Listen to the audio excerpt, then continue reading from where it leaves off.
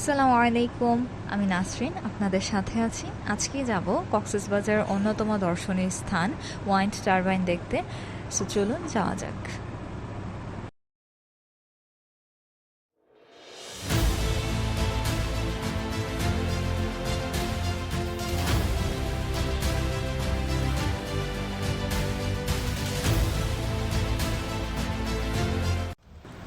আলহামদুলিল্লাহ, আমরা উইন্ড টারবাইনের একদম কাছাকাছি আছি।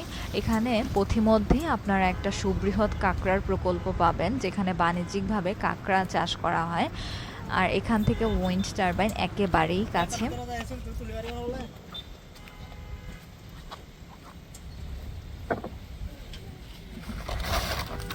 তবে আপনাদের আরেকটা কথা জানিয়ে রাখি, এখানে যাত্রাপথে কিছু দূর সামনে আগালেই মাটির রাস্তা পড়ে। যারা আপনারা বাইক কিংবা প্রাইভেট কার নিয়ে আসবেন, একটু সাবধানে চলবেন, কারণ রাস্তাটা খুবই খারাপ। সো একটু সমস্যা হতে পারে।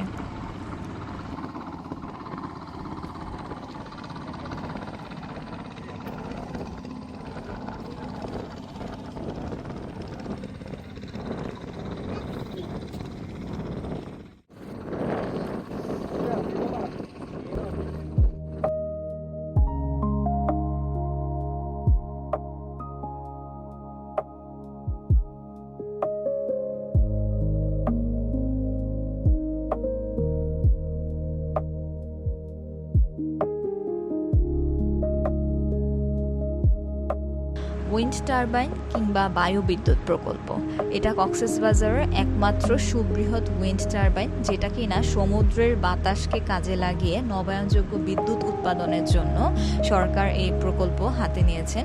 মূলত দর্শনার্থীরা এটা দেখতেই এখানটায় ঘুরতে আসেন।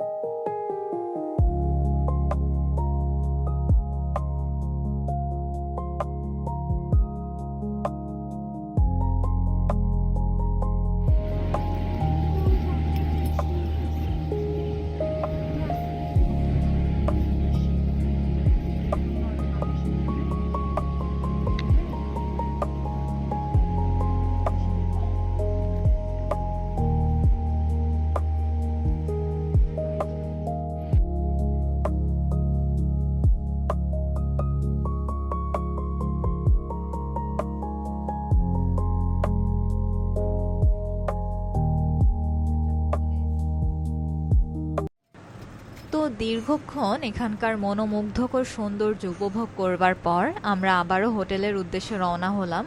আর যাওয়ার আগে আপনাদেরকে জানিয়ে দেই এখানে কিভাবে আসবেন। আমরা সুগন্ধা বিচ থেকে একটি অটো ভাড়া করেছিলাম। ওয়াইন্ড টারবাইন ঘুরে আবার হোটেলে ফিরিয়ে দেওয়ার জন্য ভাড়া নিয়েছে 500 টাকা। আপনারা যদি বিকেল 3টার দিকে রওনা হন, তাহলে প্রায় 4টার মধ্যেই এখানে পৌঁছে যেতে পারবেন। তবে একটি বিষয় অবশ্যই আপনারা মাথায় রাখবেন, সন্ধ্যার পরে সাধারণত এখানে কেউ থাকে না, জায়গাটা বেশ নিরিবিলি। তো নিরাপত্তার কথা বিবেচনা করে আপনারা যারাই এখানে যাবেন, মাগরিবের মধ্যেই আবারও রওনা দিয়ে দিবেন। সো দেখা হচ্ছে পরের কোনো ভিডিওতে। আসসালামু আলাইকুম।